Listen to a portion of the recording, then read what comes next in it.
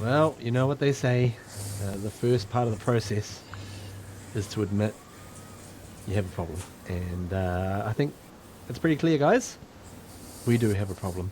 This is Warriors Anonymous. This is Warriors Anonymous. Auckland, we have a problem. New Zealand, we have a problem. That's right. We've got 99 problems. And this week, the ref ain't one. Welcome to Warriors Anonymous. It's funny, this podcast started in very sort of dark times. Back during the COVID era, when our team was, less than elite, shall we say. That's probably a good way of putting it.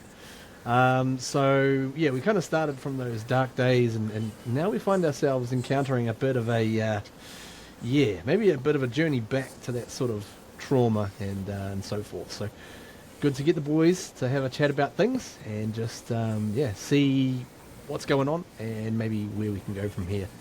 Jared Cronin, joined by Moneta Sauce and Isaac Sauce boys, running it from the back fence on this episode. Let's start it with a big charge. And we'll go hard or nah. Was this the club's worst ever loss, in your opinion? Start with you, Isaac. Yep. By a country mile. Yep. It doesn't matter what the likes of the Storm have done to us in the past. Coming into this game, who could have seen this coming? It's in the club's history. Yeah, it's the worst game I've ever seen. And it's especially given the expectations, and how we'd sort of been going the past year or so. Moneta, bro, hard or nah for you?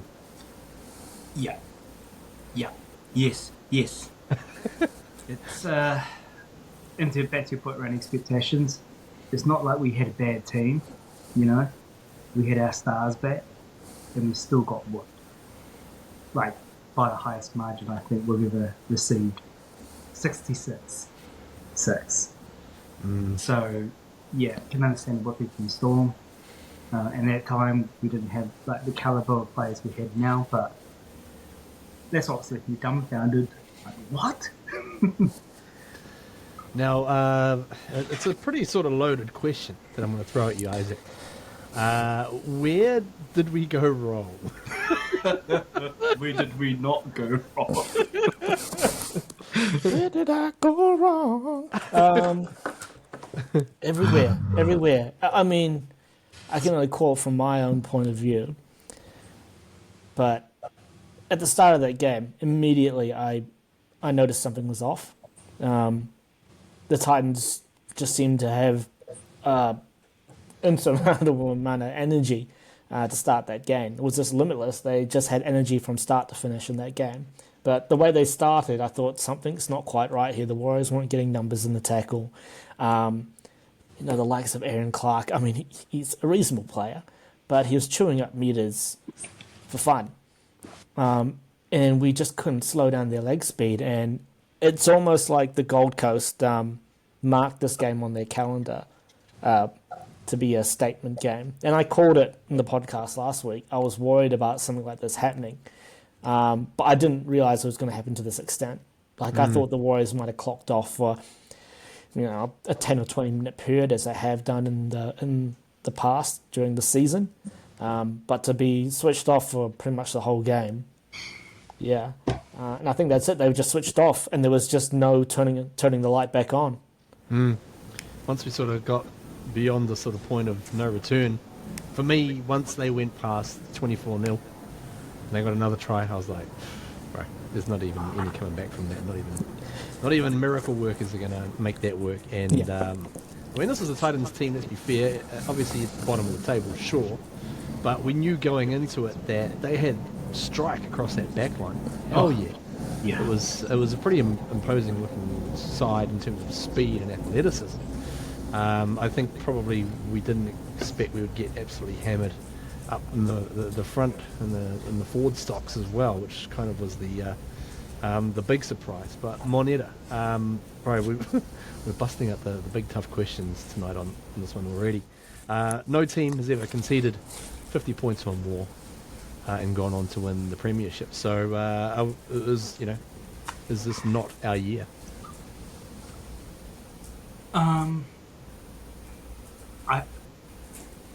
Oh, that's a loaded question, all right, mate.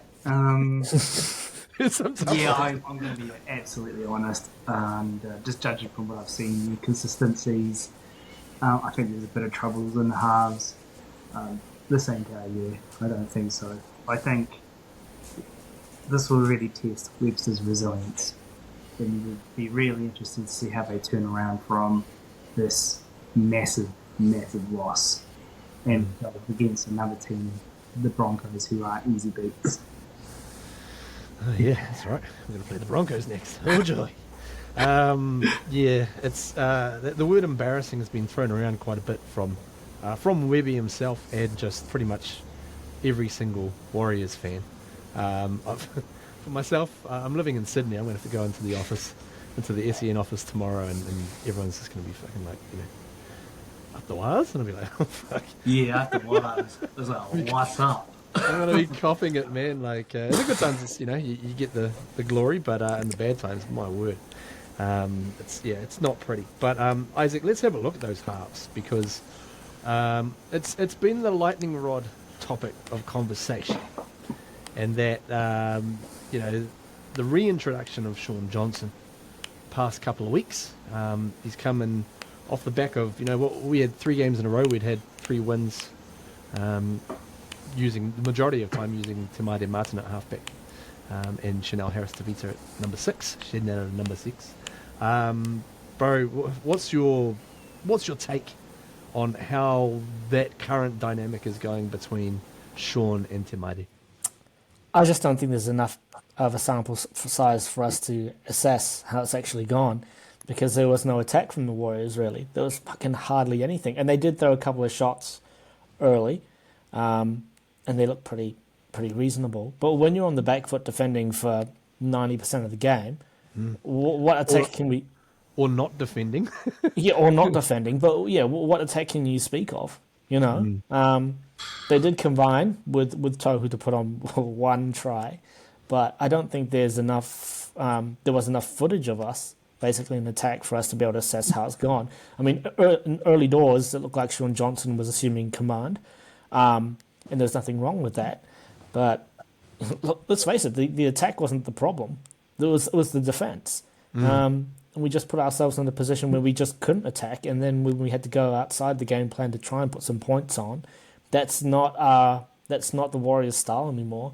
I don't think the Warriors is a team where we can fall behind and play heads up, catch up footy. We just can't do it anymore. It's the Warriors. The Warriors teams of old, that style of play is gone. And I don't think we're going to see it come back anytime soon. So we're kind of a team where we have to get ahead, and we have to get into the grind, and then hold a team off. If we're chasing points, it just fucking doesn't happen. There's only one criticism I had on SJ, and that was the usage of Marata. You could kind of see it a mile away. Like, he would go to the right, and players would already just line up knowing what he was going to do. And a few times, I was like, it's going to happen. You can just read, and you go, oh my God, they've got him. It's telegraphed. It was too telegraphed. Yeah. And it kind of went back to, you look kind of slow, and even that pass to Marata, it just looked slow. Like, it just didn't look, it was too predictable again. I thought the attack again was, because remember, for the first, I think it was 10 to 15 minutes, we were still in it. Like, there was that bit of tick-tack, back and forward. And then all of a sudden, the gates just opened. So that was one. It looked stale. I don't know how else to say it, but yeah. Probably the biggest difference with SJ this year compared to last is he's trying to play in a dinner suit. Last year, he was really digging into the line, so that out the back ball was a threat. This year, I think maybe the injuries or age is catching up. I don't know. Apparently, he had a bit of a hamstring strain as well. He's not willing to engage the line like Kieran Foran was. Kieran Foran was willing to straighten up the attack and engage the line, and which was causing all sorts of problems for us. And SJ this year, and I've got to say, it's been pretty much the whole year, he hasn't played the way he did last year. Last year, he was deserving of Dally M because he was putting his body on the line and engaging the defensive line before he moved the ball. But this year, I don't know. He looks like he's a bit of a deer in the headlights, to be honest. And I've seen it on the Facebook page. People saying that they love him, but if he's going to play like that, he doesn't deserve a spot in the team. And he's probably my favourite Warrior of all time, Sean Johnson. I feel like he needs to be dropped. Yeah, fair. And you're definitely not alone on that as well. It's a tough one because you look at those, even going back to, say, the Panthers game, right, when we had Te Maire at 7 and Chance in at 6. And a lot of the time, they were just going to try and run it. They were just going to have a go, and then that would actually make the team, make the defence respect what they were going to do with the ball and hold defenders in a bit more instead of just being able to just easily slide out wide and maybe jam up on someone, which a lot of these defences are doing. I've noticed that a lot of times this year, defences have just been trying to jam up right up on, especially on Sean and Te Maire, knowing they're the main guys, and making them try and force their decisions, and make it quicker than they're comfortable with. Moneta, I'm going to put it to you, bro. Have other teams basically sussed us out on attack? I think so. I do think they spotted Sean Johnson. In the past, our reliance, before our 3-game winning streak, they definitely sussed us out in terms of like our reliance on Sean Johnson to be able to play that block play and kind of so I definitely think they have. And back to, I think, like I said with Daniel Buddha's point, I think it was great. I think T-Men and Sean Johnson are just too similar. And like at Pro, when we had CNK, he was just a running 6. We had options, he had a bit of pace, and just willing to run at the line, keep them guessing. We've got two similar halves who are playing, pretty similar. So we need, with our backs, we miss it. Like the Tigers just outpaced us too. They look so much speedier than our backs. And Montoya is great. Don't get me wrong, but we don't have like that gas out wide like we have with other teams, like the Broncos. You think about the Roosters. You think about the Titans, Pereira. Oh my gosh! Like, do we have any out and out pace in our team? Can't think of anyone really, but maybe RTS. Well, you got Dallin at top end speed. He's not so much an explosive type. No, that's Tuapeki, and that's why I loved Buddha's idea of Tuapeki. Just that explosive, from the mark, and we're just energy. I don't know what to say. There's no cut and thrust to our attack there. There's no the kind of the days of the big winger are slowly disappearing. I'm finding for the more speedier, athletic. I don't want to say athletic because the big guy can be athletic too, but just more of a threat with their feet and their speed or their acceleration off the mark. Keone Kenny just tore us apart, and there was times where he poked his hole through a gap just with pure speed and acceleration and burst. Montoya is kind of neither here nor there. He's not big enough to be a blockbuster, and he's not fast enough to be out in that speed merchant. He's kind of just in the middle there. He's dependable. He's dependable. He's dependable, yeah. He is dependable. Don't get me wrong. Yeah, he's doing a job, and you can't put much blame on him for this game. But he's missing pace. Compared to other wingers, like Broncos and just like Roosters and Titans, even the Tigers, they've got a bit of a pacey, outside backs. I don't think we have that. Yeah. It's been a funny one because we've never really for the past year and a half we haven't really been that X Factor kind of side, but I feel like we've been playing with our smarts and our organisation. We've been playing a lot faster, which helps us on the field. Obviously having speed is one thing, but being organised and switched on with what you're doing, and maybe a bit of attitude as well. Currently, Isaac, bro, we look like we haven't even had a bye. Like, we look slow as against the Titans. Is that an attitude thing or confidence maybe? I think it's probably attitude, confidence, and maybe some belief in the game plan. You can be a fast team, but you can still play slow if you're not organised. Whereas the Warriors last year, they weren't the fastest team across the park, but they were organised, so they played fast. Yep. Everything that they did seemed to happen a million miles an hour, and they were skinning teams. And you could see it from a mile away, and the other team could see it too, but they just weren't organised or fast enough to catch up. This year, it's completely different beast. It just seems like they haven't found their groove in attack, and I think, this injury to Luke Metcalf has probably had ramifications larger than we thought, because he probably was the perfect foil to SJ. He's just an out-and-out runner, whereas we've had TMM and SJ combined, and it's obvious it just doesn't work. It's, I'd almost go TMM and Metcalf. At this point in time, I'd go TMM and Metcalf rather than SJ. Yeah. The one thing that annoys me about SJ is that when I look at the likes of Jerome Hughes last week, he's obviously developed a skill set where he has just got vision. He can pass, he can kick. But first and foremost, when he started in that 7 jersey, he was running. He was a threat. SJ, we talked about the telegraphed passes. It's because people know he's not going to run anymore. And that was his strength. So I don't even think if you put him in the 6 jersey and you tell him to run, I don't think he's going to. Because there's something that tells me that there's something either seriously wrong with his body or seriously wrong with his head. And he doesn't have the confidence to attack. Because old SJ would attack from anywhere in the park.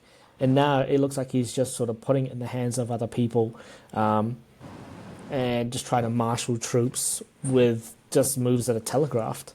And even old new SJ, to add another term, like him last year, he was old already, but he'd become new again by just how he was operating. And it's been a sad sort of decline, I think, for what he's been doing this year. And injuries, maybe the injuries started in the body and then kind of just worked their way up to now be sort of sitting up top, which is definitely not helping things. But speaking of the mental toll, Moneta, bro, across the team, what does a result like this do to the guys?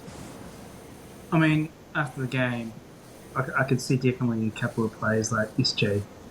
He was utterly disappointed. You could just tell he almost looked close to tears. I remember seeing him walk off and then seeing Dylan walk in the dressing room just like by himself, basically just hands, head in his hands, and just he looked somewhat kind of close to just breaking down, just like what the hell just happened, So, and I think a lot of that would be happy for the team, just like how did we get to that particular point?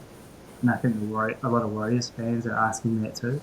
How did we get from playing reasonably well against Melbourne and then coming to the bottom beater team and getting wasted 66-6?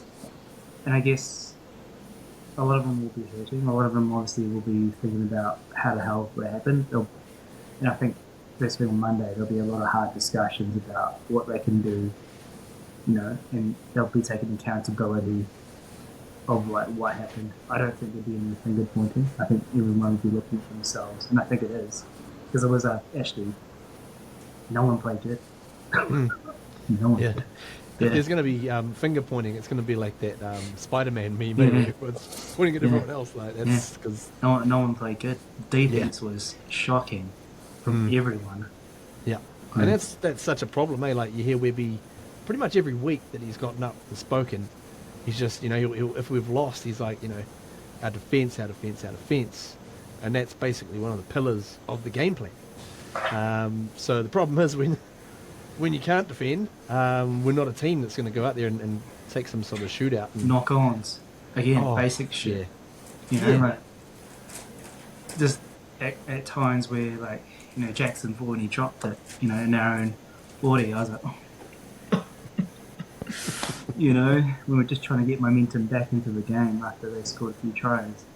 And it's just like, that shit doesn't help us. We're not knuckling down, and then we make a few flimsy tackles, like the forwards who were just, yeah.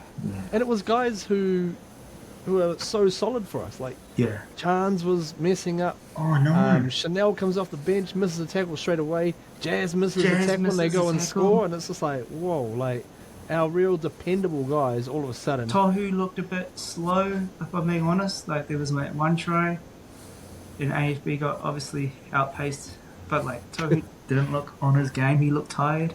I don't know, but yeah, I don't know. It's still, it's still in disbelief, to be honest.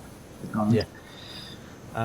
Now, obviously, we had a couple of guys missing. Mitch Barnett removed from the edge, capable as well. Isaac, we put in Dylan Walker in at the edge, and was that maybe a massive mistake? Massive mistake.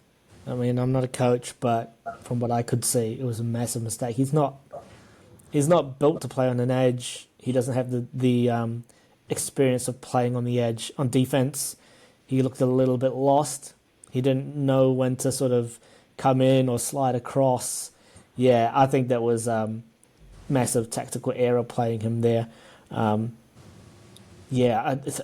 thought he would have done better with his experience at centre, but the move from maybe that middle ground between the middle and at centre is a place where he's lost, because he on attack he tried hard, but it looked like he was just kind of wasted out there. But it was more so on the defensive side of things. He looked really lost.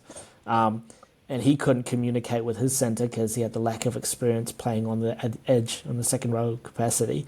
I just thought the makeup of the team this week was, in the last game, was just not what we needed. I mean, I was hoping Webby was listening to our podcast last week and just would have taken Buddha's advice, because, I think it would have made a difference. I really do. Yeah. The bench rotation was also a bit of a head scratcher.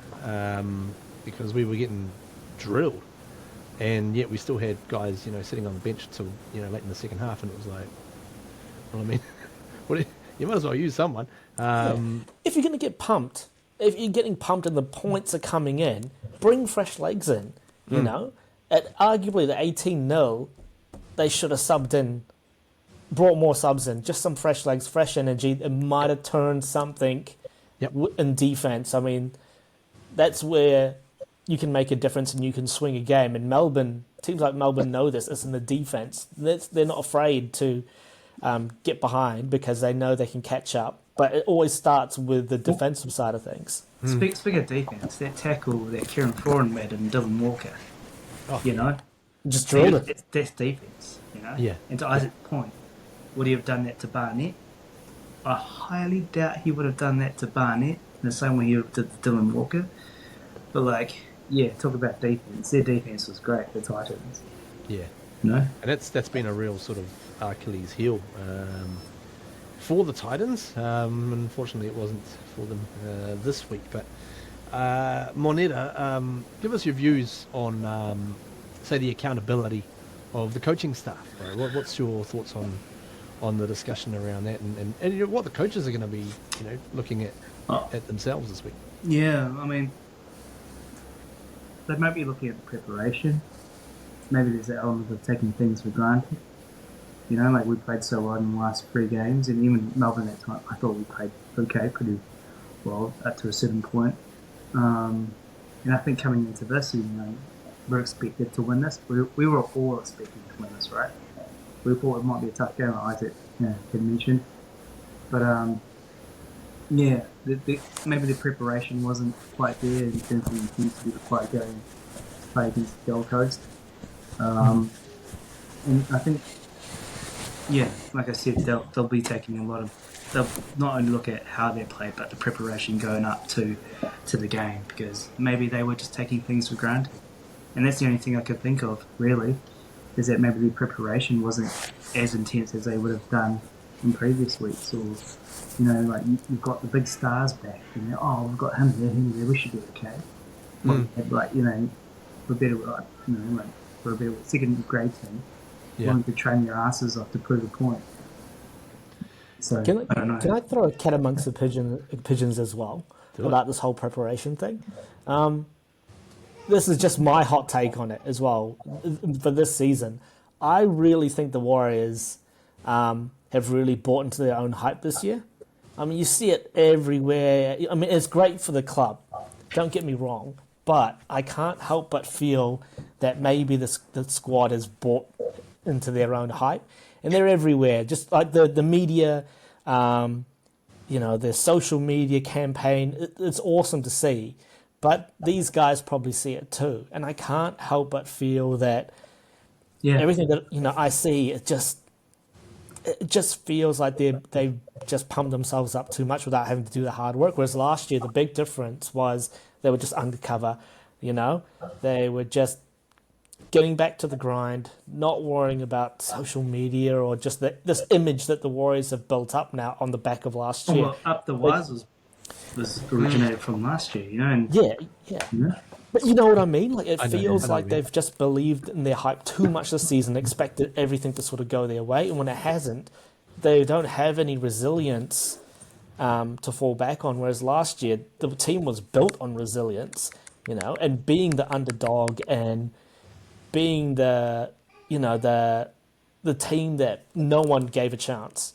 And then, surpassing all expectations, where this year they expected too much of themselves and they've just thought, well, this will turn around without having to do the hard yards. I mean, I could be wrong, and I love the social media aspect of things and how much people are getting in behind the team and sold out games and stuff like that, but I can't help but feel that the team itself has bought too much into their own hype.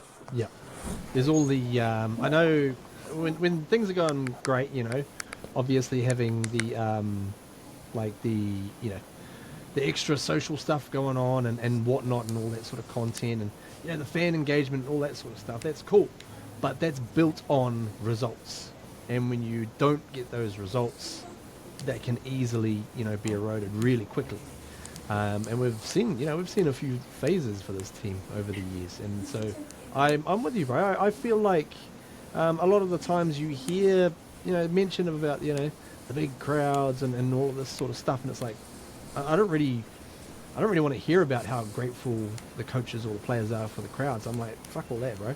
Just go in and play. Like, go in, forget everything. You've got a job to do, and just show some desperation. I think that's probably the real thing that was probably letting us down on the weekend. As fans, we just saw a complete lack of any sort of desperation and attitude and everything like that. So it got to the point where we were down like 40-0, and old Casey Badger comes into the equation and decides to sin bin old Roger. Poor old Roger. Like, here he is, almost on his way to go and make $1 million a year in Japanese rugby.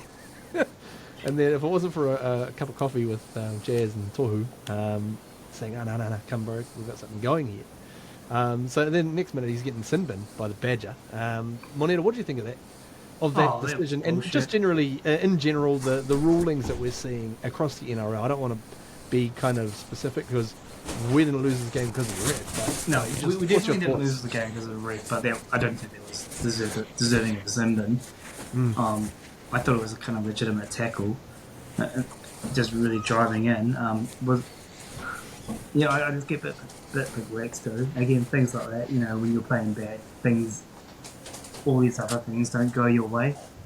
Like that Jackson Ford try, I thought was okay. I mean, he got stripped out first and he gave it, but anyways, again, that didn't cost us the game. But we're going to make a comeback from there, bro. Yeah, that's what I initially thought. Here's that chance to kind of. We did it before against the Sharks last year. I thought maybe this could happen, and you could just blow that out. But that one with RTS, I was just like, not more could go wrong. You can kind of like just put your hands up in the air and go. Yep.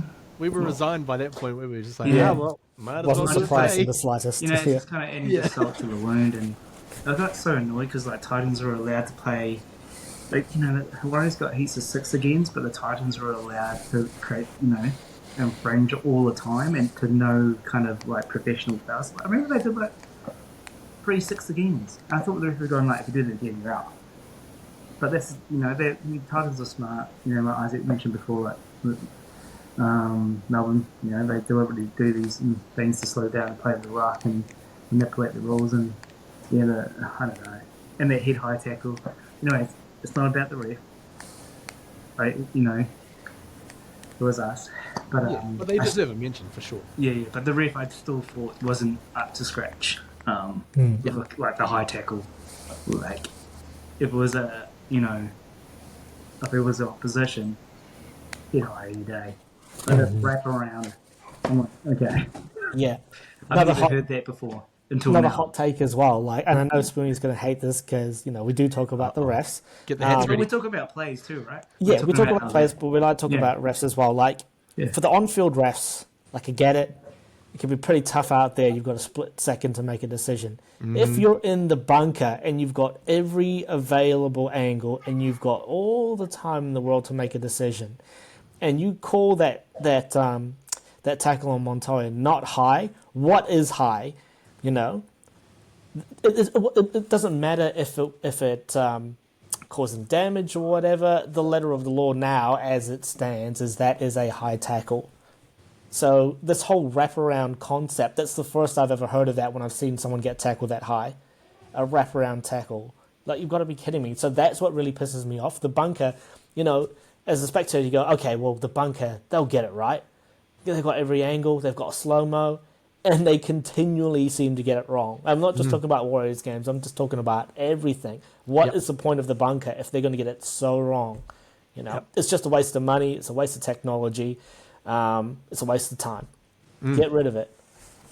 Yeah, well, interesting. It is funny as well. I think there's kind of for me personally, I think there's an all bets off kind of scenario whenever Casey Badger is in the bunker. I'm just like, well, shit, anything could happen here. And if anything gets left in her hands, I honestly have zero confidence that she'll get it right at all. And it's, I don't want to be, it's not a, how do I say this? I'm not trying to attack her personally, I'm just trying to attack her performance. Roger's going to get a fine for that tackle, $1,000 fine or something like that, something minimal, like a bunch of the other guys in the same game got.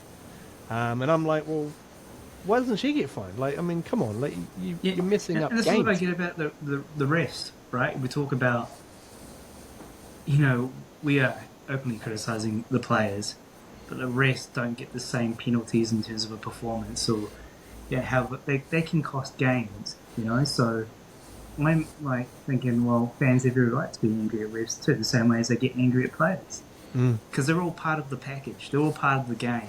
Yep. And you can't just protect another part of the game because it's bloody hard, but the other part of the game too is the players. The players have it hard too, but we're allowed to be critical. If we can't be critical of the refs, how else are we going to get better? Yep. The same way as the players. So, and if you this bullshit about leave the refs alone, they can hold the game up, within their hands. They can dictate the game. Sorry, G. And the NRL are always staunchly defending their referees and that.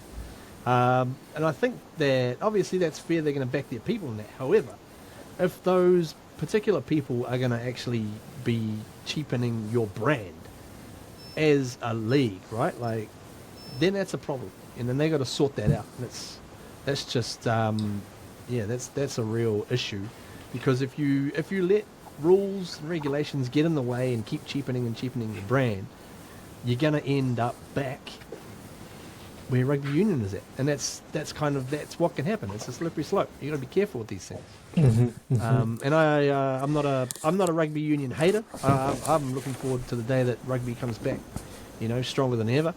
Because I know that there's, you always get the comments jumping out. People like, fucking Warriors and bloody, saying rugby union's dead and all this kind of shit.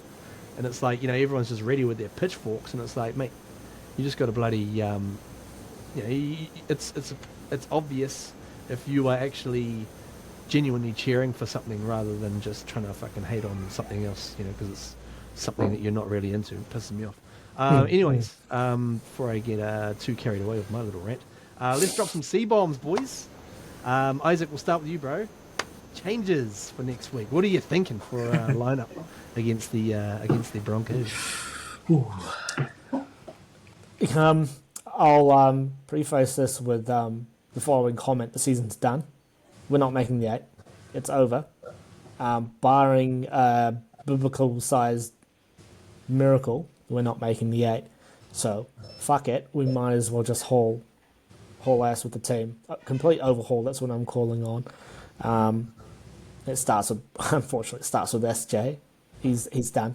In terms of other changes, let's bring in some of these young bucks, Moala Tofoa Graham.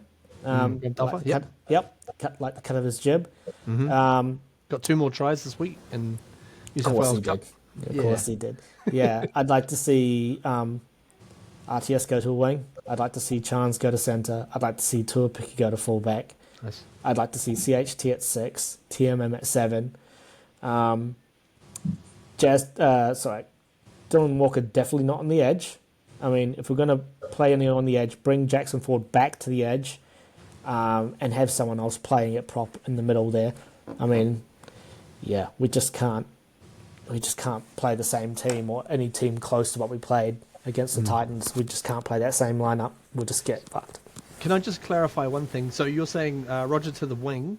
Does DWZ come back? And Is he back for this week?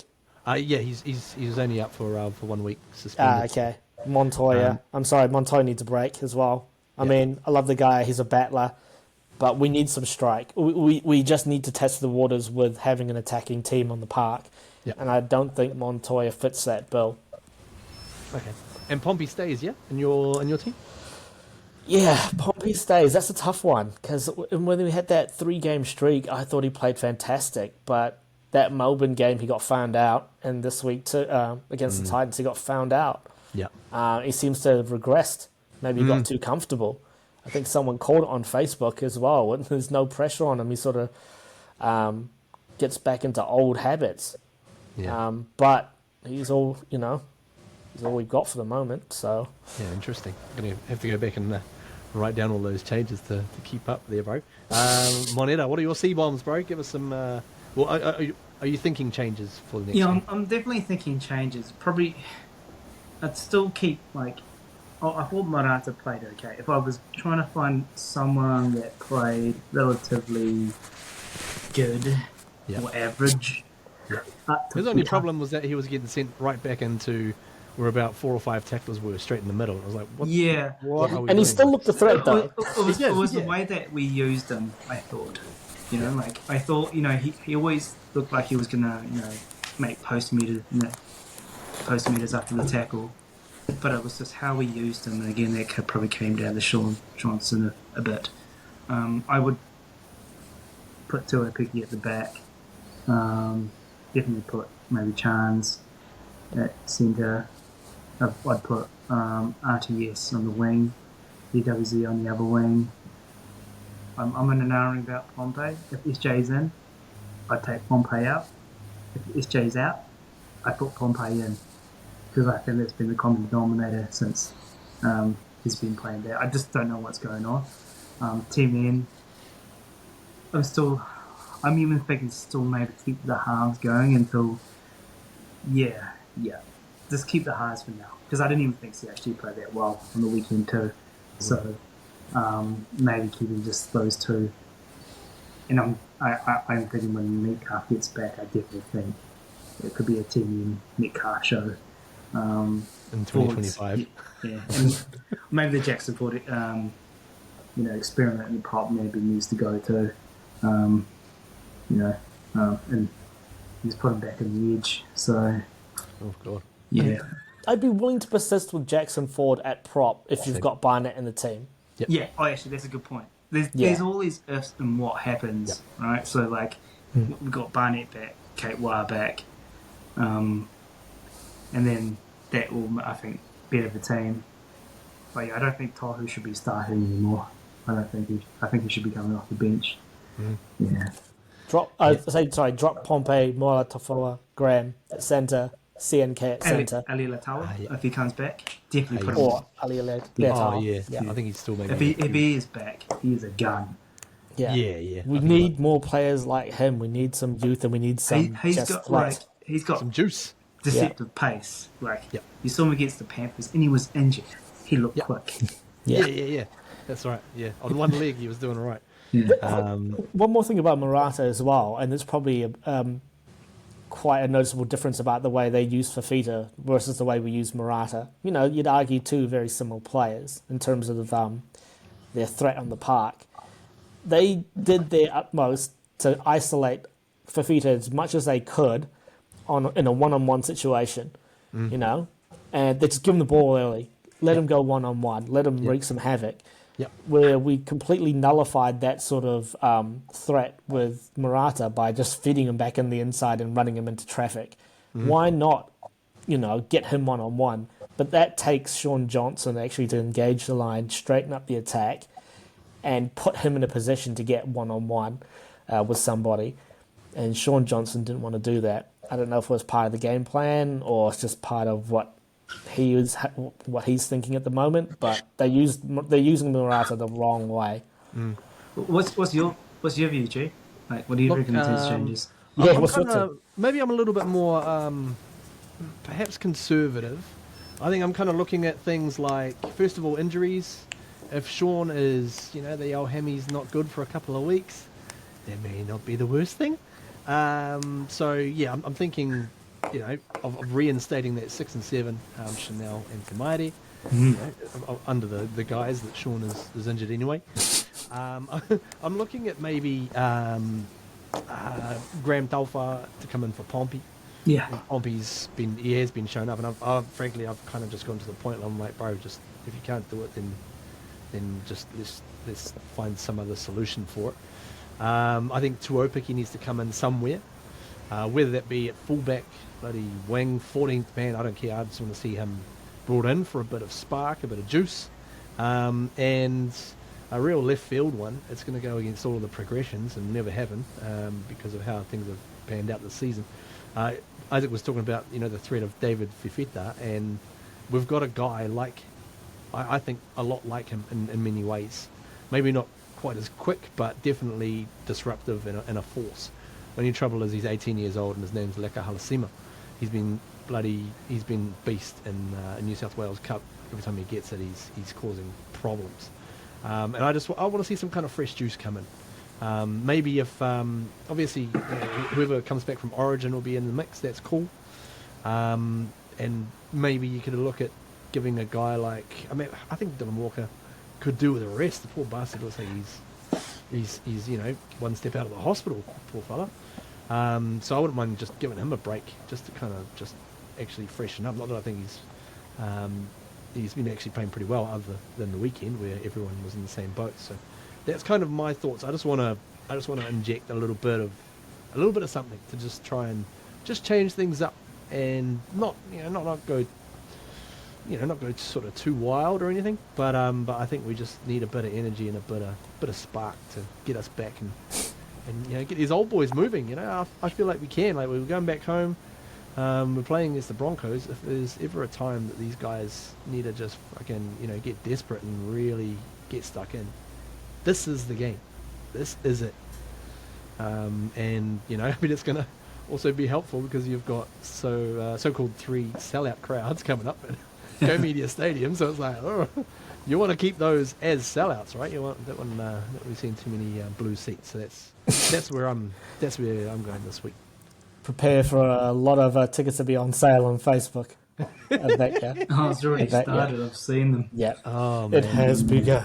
Yeah. I mean, hey, we beat Penrith with a reserve grade team. The injection of youth, or if you're not going to do the job, someone else will. Yep. Mentality has got to be there. There's competition for places in that team. That's it. And if I was one of those players from that 3-game tear that isn't in the team at the moment, I'd be trying to find Webby and corner him and have a conversation with him. Like, what did I do wrong? Especially if you're too picky. He did everything right. Yep. I 100% agree with that, bro. But this has been a hell of a discussion, boys. I think quite a pivotal sort of episode in terms of the Warriors season, I think. And I would say a critical week for the coaching staff, for the players, and everyone involved. Let's see what happens. Already going to put a little bit of a circle on Tuesday to see what's going to be named in terms of the team. So So we'll be back on Teams Day as well to run through that and see who makes the cut, see whose predictions have come through. But my name is Jared Cronin. This has been Warriors Anonymous on behalf of Moneta Sauce, Isaac Sauce, and MIA Daniel Wharekura. Sorry, forgot about him as well. He is still in the team. We haven't dropped him. He hasn't given up. He's been dropped to reserve grade just for this week to go and freshen up. No, thanks very much for joining us. Don't forget to like and subscribe, and we'll catch you next time. I don't even really feel like doing like a sign off. Like, I think this week's a little bit more somber and kind of just go out and do something, boys. That's it. Please. Anything. La cucaracha ya no puede caminar.